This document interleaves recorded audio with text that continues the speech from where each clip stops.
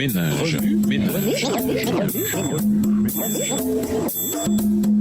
Bienvenue dans votre émission Remue Ménage. Voilà la leçon 10 qui va du 26 novembre au 2 décembre. La colère d'Élihu. Il y a autant de distance entre ma façon d'agir et la vôtre, entre ce que je pense et ce que vous pensez, qu'entre le ciel et la terre. Ésaïe 55, verset 9. Les pensées et les voix de Dieu dépassent de loin nos pensées et nos voix. Job voulait des réponses. Cependant, nous n'aurons de réponse complète qu'au retour de Jésus. Nous pouvons lutter avec Dieu et être en colère contre lui ou lui permettre de nous donner sa paix en toutes circonstances. Jeune, mais pas si stupide que ça. Lisons Job 32, les versets 6 à 8. Job 32, les versets 6 à 8. Et Élihu, fils de Barakéel de Buz, prit la parole et dit: Je suis jeune et vous êtes des vieillards, c'est pourquoi j'ai craint. J'ai redouté de vous faire connaître mon sentiment. Je disais en moi-même: les jours parleront, le grand nombre des années enseignera la sagesse. Mais en réalité, dans l'homme, c'est l'esprit, le souffle du Tout-Puissant, qui donne l'intelligence. L'adolescence a été pour moi, je pense, l'une des meilleures périodes de ma vie. Mes parents m'ont permis de prendre des décisions importantes. Choix de ma profession, fréquentation, gestion de mon argent de poche. Mais au cours de cette période, j'ai parfois agi de façon vraiment stupide. Il m'est arrivé de dire des choses totalement fausses, alors qu'en d'autres occasions, je me suis tue en sachant pertinemment que je devais ouvrir la bouche. Heureusement, les jeunes adultes peuvent en certaines occasions enseigner des choses aux plus âgés qu'eux. En juillet 2015, par exemple, Malala Yousafzai a prononcé un discours dans ma ville. Malgré sa jeunesse, quelle ardeur dans sa voix. Malala était de loin supérieure à de nombreux jeunes de son âge. Elle s'est dressée contre les lois de son pays qui empêchent les filles de s'instruire. De tels propos ont soulevé, comme on peut s'y attendre, une violente colère chez certains. Malala a été victime d'un attentat. Atteinte de projectiles à la tête, elle a, Dieu merci, survécu à sa blessure. Cette courageuse jeune fille est devenue la plus jeune récipiendaire du prix Nobel. Malala a dit qu'elle ne veut pas que les gens la considèrent comme la fille que le Taliban a attaquée, mais plutôt comme celle qui s'est faite la championne de l'éducation. Un enfant, un professeur, un livre et un stylo peuvent changer le monde. Oui, les mots sont un outil puissant. Si Malala n'avait pas pris cette position courageuse, de nombreuses autres choses merveilleuses ne se seraient pas produites, telles que des individus et des groupes créant un fonds pour que les parents et leurs enfants puissent recevoir une éducation. Ainsi, les mots ont vraiment un impact. Une parole bien tournée est aussi précieuse qu'un objet en or avec des motifs d'argent. Proverbe 25, le verset 11. Les paroles des sages apportent la guérison. Proverbe 12, le verset 18. Les paroles ne sèment pas seulement la joie et l'espérance. Elles ont aussi la capacité de blesser, de désespérer. Vous souvenez-vous des amis de Job ? De la façon dont ils s'efforcèrent de trouver les mots justes pour le réprimander, comme par exemple « Souviens-toi, as-tu vu déjà des innocents ou des honnêtes gens succomber au malheur ?» Job 4, verset 7. Le fait que les propres amis de Job viennent le réprimander ajoute un aspect fort dramatique à la situation, parce que nous connaissons tous l'histoire derrière la maladie de Job, parce que nous savons que Satan complota contre Dieu et lui. Cependant, il était innocent. Ces amis nous amènent à nous demander pourquoi certains tiennent autant à se mêler des affaires des autres. Dans la leçon de cette semaine, nous allons découvrir un nouveau personnage. Un homme beaucoup plus jeune que les amis de Job. Un homme dont les paroles eurent un impact certain. Je vous présente Élihu. Au revoir. Et à demain si Dieu veut. Remue Ménage. Remue Ménage.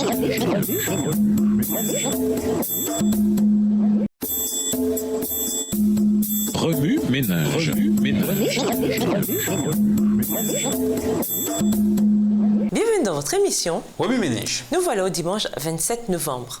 Comment oses-tu? De nombreux lecteurs du livre de Job espèrent trouver dans ce livre la réponse à la souffrance humaine, ou du moins découvrir pourquoi de mauvaises choses arrivent à de bonnes personnes. Cependant, lorsqu'ils commencent à l'étudier, il leur semble qu'une grande partie est incompréhensible. Ceci est peut-être dû en partie au fait qu'ils ne traitent pas, proprement dit, de la raison de la souffrance, mais plutôt de qui Dieu est et de quelle façon nous pouvons nous rapprocher de lui. Qui a péché? Lisons Jean 9, les versets 2 et 3. Jean 9, les versets 2 à 3. Ses disciples lui firent cette question. « Rabbi, qui a péché, cet homme ou ses parents, pour qu'il soit né aveugle ?» Jésus répondit, « Ce n'est pas que lui ou ses parents aient péché, mais c'est afin que les œuvres de Dieu soient manifestées en lui. » S'il existe une réponse à l'énigme présentée par Job, c'est la suivante. Un homme bon est puni par des forces qu'il ne comprend pas. Dans Jean 9, verset 2, les disciples demandèrent à Jésus une question plutôt insolente au sujet d'un homme aveugle. « Maître, pourquoi cet homme est-il né aveugle? À cause de son propre péché ou à cause du péché de ses parents ?» La réponse de Jésus exposa la réalité spirituelle de la grande controverse et du péché. Elle démolit la logique de la littérature soi-disant sage du passé et une fois de plus fit du livre de Job ce qu'il devait être à l'origine, une discussion au sujet de Dieu et de la raison pour laquelle nous le servons. Jésus répondit ainsi à leurs questions. Ce n'est ni à cause de son péché, ni à cause du péché de ses parents. Il est aveugle pour que l'œuvre de Dieu puisse se manifester en lui. Jean 9, le verset 3. Une histoire racontée. Lisons Job 40, verset 8. Job 40, le verset 8. Anéantiras-tu jusqu'à ma justice? Me condamneras-tu pour te donner droit? Au début du livre de Job, Dieu lui-même déclara que Job était intègre et droit, et ce, même quand il permit à Satan de le tourmenter. Job 1, les versets 6 à 12. À la fin du livre, Dieu accusa Job d'essayer de le condamner pour se justifier lui-même. Job 40, verset 8. Puis il récompensa Job et exprima sa colère contre ses 3 amis qu'il avait compris de travers et l'avaient si faussement jugé. Nous avons là le témoignage simpliste et unidimensionnel de la littérature de la sagesse. Celui-ci menait directement à l'équivalent théologique de la saignée pour guérir la maladie. Il ne leur permettait pas de comprendre Dieu et les nuances de sa providence. Un jeune homme en colère. Nous vous invitons à lire Job 31, le verset 1 à Job 37, le verset 24. Il est difficile de comprendre le livre de Job sans apprécier le rôle d'Élihu dans les dialogues. Dès le début, on nous rapporte la fidélité de Job, le défi que Satan lança au Créateur et l'épreuve qui s'ensuivit. Aucun secret ici pour le lecteur. Puis Job et ses 3 amis se lancèrent dans un débat sur sa situation. Avant la tradition écrite, c'est ainsi que les choses se passaient dans la tradition orale. Ses amis essayèrent de trouver la solution, défendirent Dieu avec leur logique unidimensionnelle et rapidement condamnèrent Job. Job était intègre. Par contre, sa connaissance de Dieu était insuffisante pour comprendre pleinement ce qui se passait. Et Dieu ne lui donna pas de réponse. Cela aurait été humiliant. Ce qui paraît plutôt, c'est le Deus ex machina, le Dieu sorti de la machine qui était utilisé dans les anciennes pièces grecques pour impressionner tout le monde par sa puissance. C'est Élihu qui, en fait, parle pour Dieu. Élihu n'était pas sage en termes d'années, donc sa crédibilité reposait sur la ferveur divine qui, selon lui, l'animait et lui permettait de parler pour Dieu. En fait, il suggéra, à juste titre, que Dieu lui réglerait son cas s'il parlait de façon erronée. Dieu condamna plus tard les 3 amis et répéta l'accusation d'Élihu, à savoir que Job tentait de se justifier lui-même et de mettre Dieu dans le tort. La vraie sagesse. Lisons Job 36, les versets 17 et 18. Job 36, les versets 17 à 18.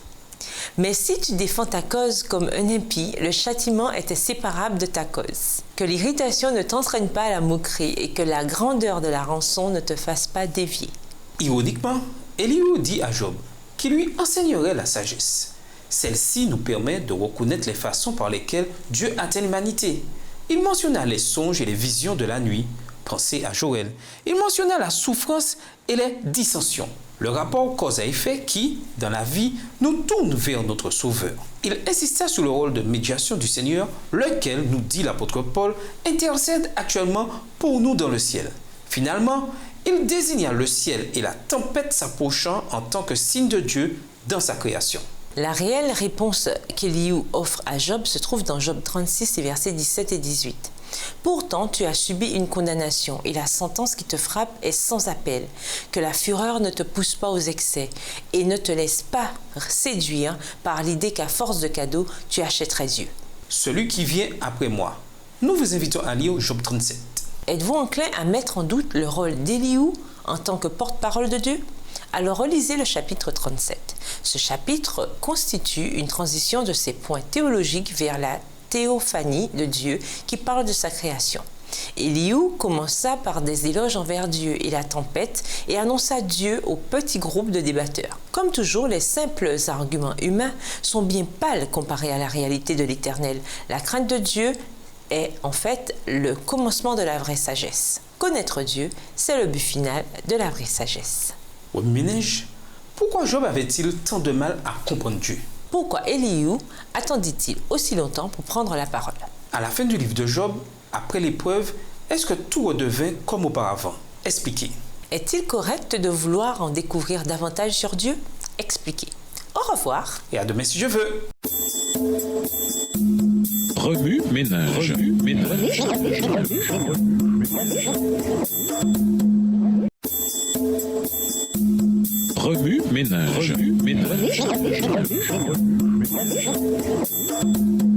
Bienvenue dans votre émission. Remue ménage. Nous voilà au lundi 28 novembre. Job et Jésus, les serviteurs souffrants. Nous vous invitons à lire Job 34, les versets 7 à 37. Satan, l'auteur du péché et de ses résultats, a fait croire aux hommes que la maladie et la mort procèdent de Dieu et constituent une punition infligée arbitrairement en raison du péché. D'où il s'ensuivait que quelqu'un qui était frappé par quelque grande affliction ou calamité était regardé comme un grand pécheur, ce qui ajoutait à son malheur. Dieu avait donné une leçon destinée à prévenir cela. L'histoire de Job avait montré que la souffrance est infligée par Satan et que Dieu réalise par elle ses desseins miséricordieux. Cette leçon n'a pas servi à Israël. L'erreur que Dieu avait reprochée aux amis de Job a été répétée par les Juifs qui ont rejeté le Christ. La vie de cet homme au sujet duquel Satan entre en lutte est tout placée dans l'histoire du monde. De Job, le patriarche d'Uz, celui qui sonde les cœurs, rendait ainsi témoignage. Il n'y a personne comme lui sur la terre. C'est un homme intègre et droit, qui craint Dieu et s'écarte du mal. Job 1, le verset 8. Satan répondit en attaquant avec mépris. Est-ce d'une manière désintéressée que Job craint Dieu? Ne l'as-tu pas protégé, lui, sa maison et tout ce qui lui appartient? Étends ta main, touche à tout ce qui lui appartient. Touche à ses os et à sa chair, et je suis sûr qu'il te maudira en face. Job 1, les versets 9 à 11, à Job 2, le verset 5. L'Éternel dit à Satan, « Tout ce qui lui appartient est en ton pouvoir. Le voici, il est en ton pouvoir, seulement épargne sa vie. » Job 1, le verset 12 et Job 2, le verset 6. Alors Satan fit disparaître tout ce que possédait Job, ses troupeaux, ses serviteurs et ses servantes, ses fils et ses filles. Puis il frappa Job d'un ulcère malin, depuis la plante du pied jusqu'au sommet de la tête. Job 2, le verset 7. Mais sa coupe d'amertume n'était pas pleine encore. Ses amis, considérant que son malheur n'était rien d'autre que la rétribution de son péché, poursuivaient son esprit meurtri et accablé de leurs accusations. Cependant, Job ne blâma pas Dieu. Il renonça à défendre sa vie de service fidèle. Il comprit, comme nous le devons, que l'amour d'autrui, principe de base du royaume de Dieu, est détesté de Satan. Il en refuse l'existence. Dès le début de sa lutte contre Dieu, il a cherché à prouver que les mobiles de Dieu étaient égoïstes et il procède de la même façon avec tous ceux qui servent Dieu. L'œuvre du Christ et de tous ceux qui portent son nom est de démontrer la fausseté des revendications de Satan. Remue ménage. Si la compréhension d'Elihu à l'égard de l'origine de la souffrance était exacte, qu'est-ce que cela impliquerait au sujet de Jésus dans son rôle de serviteur souffrant? Pourquoi pensez-vous que l'histoire de Job fut l'une des premières histoires consignées par Moïse? Tandis que, selon les promesses de Dieu, nous attendons avec impatience le ciel et l'éternité, comment nous assurer de ne pas servir Dieu par intérêt? Au revoir. Et à demain si Dieu veut. Remue ménage. Remue ménage.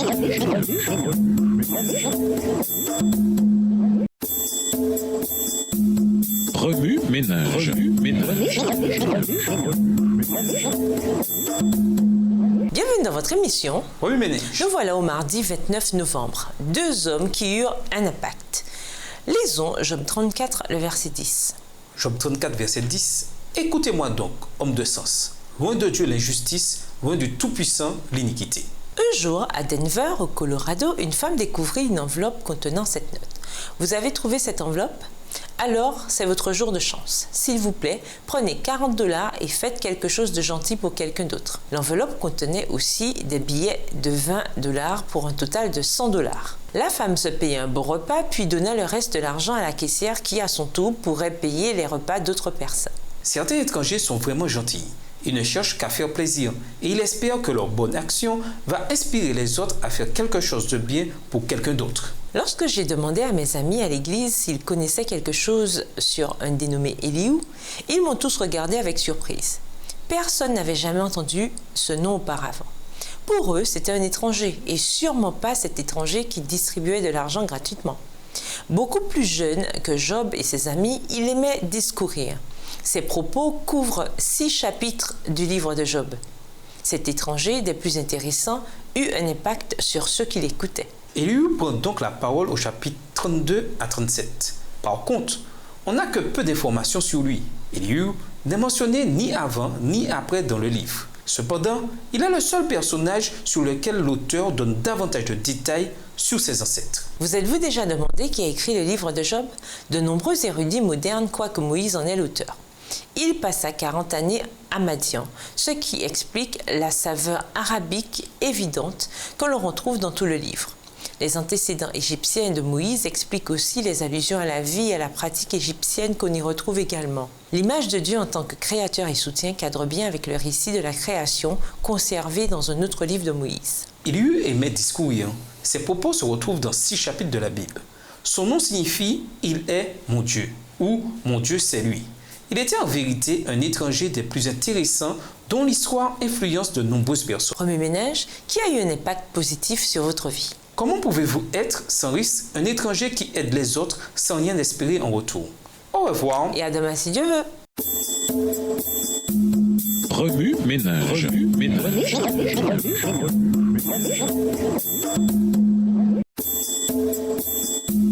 Remue-ménage. Remue-ménage. Bienvenue à votre émission. Remue-ménage. Nous voilà au mercredi 30 novembre. Leçon pratique de la part d'Élihu. Lisons Job 37, verset 5. Job 37, verset 5. Dieu tonne avec sa voix de manière merveilleuse. Il fait de grandes choses que nous ne comprenons pas. Élihu nous enseigne 2 leçons. Premièrement, écoutez attentivement avant de parler, même quand on est en désaccord avec la personne qui parle. Certains ouvrent la bouche avant même qu'on ait besoin d'entendre leurs propos. D'autres sont trop timides pour oser dire ce qu'ils doivent dire. D'autres encore parlent sans prêter attention à la réaction de leur interlocuteur. Élihu se mit à parler seulement après que les autres n'eurent plus rien à dire. Il n'était pas timide et ses paroles eurent un impact certain. D'après Job 36, verset 2, il est évident qu'il se faisait du souci pour Job. « Patiente encore un peu, Job, pour que je t'instruise. J'ai encore à parler pour la cause de Dieu. » J'ai déjà travaillé pour un homme qui m'a dit « Heather, quand je me suis rendu compte de ce que ma capacité d'écouter me donne, j'ai fait de cette capacité une priorité. Je veux aussi tenir compte des réactions des autres. Et je veux comprendre le vrai raisonnement derrière tout ce qu'ils me disent. Je veux que les gens sentent que je les écoute vraiment et que je m'intéresse à eux. Il existe 3 erreurs principales que les gens font lorsqu'ils parlent. Premièrement, ils parlent avant qu'on ait besoin d'entendre ce qu'ils ont à dire. Deuxièmement, ils sont trop timides pour dire quelque chose qui devrait l'être. Et troisièmement, ils parlent sans tenir compte de la réaction de leur auditeur. Deuxièmement, se focaliser davantage sur Dieu. Tandis que nous lisons le livre de Job, nous remarquons que ses amis lui disaient que tout était de sa faute et qu'il devait, par conséquent, sonder son cœur pour voir ce qu'il avait fait de mal. Lorsque nous sommes dans une situation erronée ou mauvaise, il est une chose dont nous nous passerions volontiers, la réprimande. Cela se comprend car elle ne fait que nous rendre davantage misérables. Élihu cependant décida de se focaliser sur Dieu. Loin de moi la pensée que Dieu ferait le mal. Il est bien évident que Dieu n'agit pas mal. Le Dieu très grand ne violera jamais le droit. Job 34, les versets 10 et 12. Il ne retire pas son estime aux fidèles. Parlons aussi des rois qui siègent sur un trône. Dieu les y a placés pour que leur règne dure. Job 36, verset 7. Notre Dieu est un Dieu d'amour. C'est que Dieu est si grand qu'on n'en a pas idée. On ne peut calculer l'âge qu'il peut avoir. Job 36, verset 26. Oui, nous ferons des erreurs. Certains nous blesseront et des accidents se produiront. Que faire dans ces circonstances? Focalisons-nous sur Dieu. Remue-ménage. En quoi les capacités d'écouter et d'influencer nos semblables sont-elles liées? Pourquoi est-il essentiel dans notre vie quotidienne et nos relations de nous focaliser sur Dieu? Au revoir. Et à demain si Dieu veut. Remue-ménage. Remue-ménage.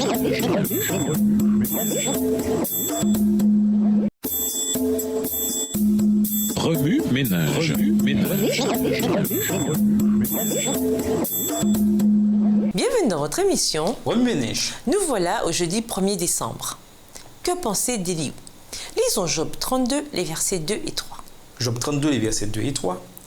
Alors s'enflamma de colère Élihu, fils de Barakiel, de Bouz, de la famille de Ram. Sa colère s'enflamma contre Job parce qu'il se disait juste devant Dieu. Et sa colère s'enflamma contre ses 3 amis parce qu'ils ne trouvaient rien à répondre et que néanmoins, ils condamnaient Job. Je n'ai jamais aimé Elihu. Je le trouve effronté et bavard. Mais ce qui me dérange le plus, c'est qu'à la fin du livre, les 3 amis de Job se font mettre en place, mais pas lui. Dieu est en colère contre eux parce qu'ils n'ont pas parlé en bien de lui comme Job l'a fait. Mais alors, qu'est-ce qui aux yeux de Dieu différencie les discours des 3 amis de Job et celui d'Elihu?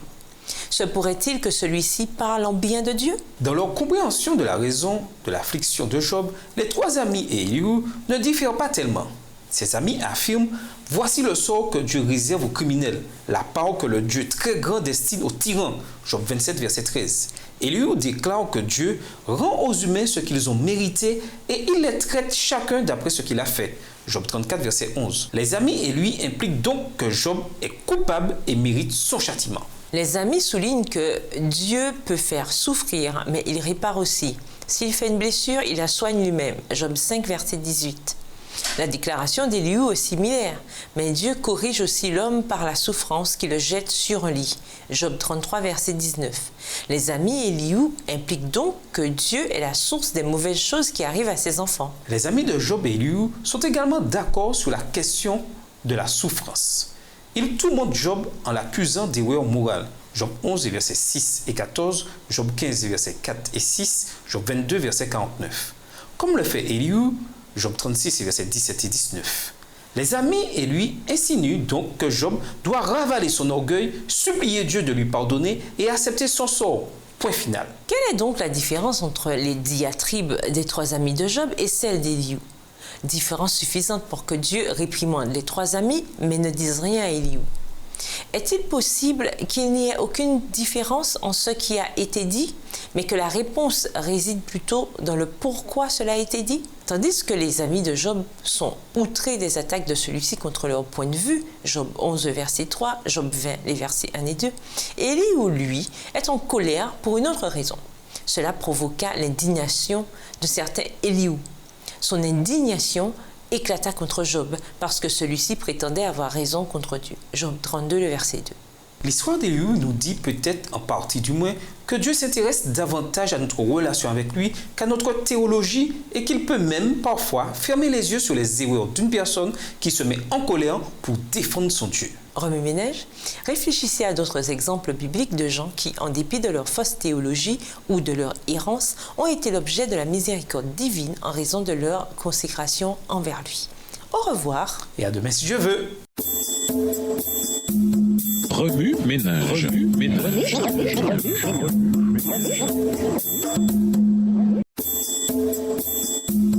Remue-ménage. Remue-ménage.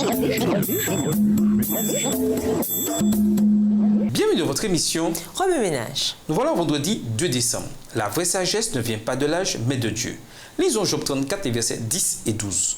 Job 34, les versets 10 et 12.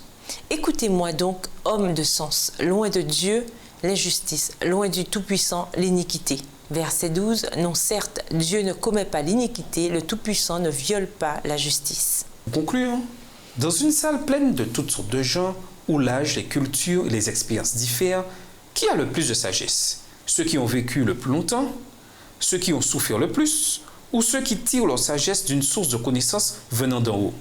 L'âge d'une personne ne détermine pas toujours sa connaissance ou sa sagesse. Dans cette leçon, nous avons découvert la détermination d'Elihu de reconnaître Dieu en tant que source suprême de la connaissance et de la sagesse. Son jeune âge ne l'a pas empêché de chercher des réponses auprès de Dieu. Dans sa jeunesse, il enseigne une leçon importante à Job et à ses amis remplis de doutes. Se focaliser sur Dieu. Job 32, les versets 6 à 9, pour obtenir la vraie sagesse. Qu'ont vos idées? Chantez un chant pour le culte et partagez vos perspectives sur les mystères de Dieu. Job 36, les versets 22 à 26 et sa sagesse. Faites un petit tour dans une classe enfantine de l'école du sabbat. Dites aux enfants ce que vous avez appris d'Elihu et de Job. Puis demandez-leur ce qu'ils savent de notre Dieu rempli d'amour. Découvrez depuis leur perspective la confiance en Dieu. Rendez-vous à un parc avec des amis. Prenez le temps de vous émerveiller de la nature que Dieu a créée pour nous. La nature est le palais de la sagesse divine. Montez un programme du sabbat après-midi pour les jeunes adultes et leurs mentors pour discuter de la sagesse de Dieu. Lisez Job 36 et 37 et Proverbe 2, les versets 1 à 22. D'où vient la vraie sagesse et que devons-nous faire pour être considérés comme étant sages? Faites une liste qui compare la vraie sagesse de Dieu et les perspectives humaines de la sagesse terrestre. Comment pouvons-nous changer notre mentalité afin de croire qu'il est urgent de demander la sagesse divine? Lisez l'histoire de Salomon dans 1 Roi 4, les versets 29 à 34. Faites un sondage auprès des gens à votre église ou au travail. Quelle est leur définition de la sagesse? Demandez-leur quelles sont les caractéristiques d'une personne sage. Ensuite, comparez leurs réponses avec les exemples de la sagesse d'Éliou, tels que vus dans le Dieu Tout-Puissant.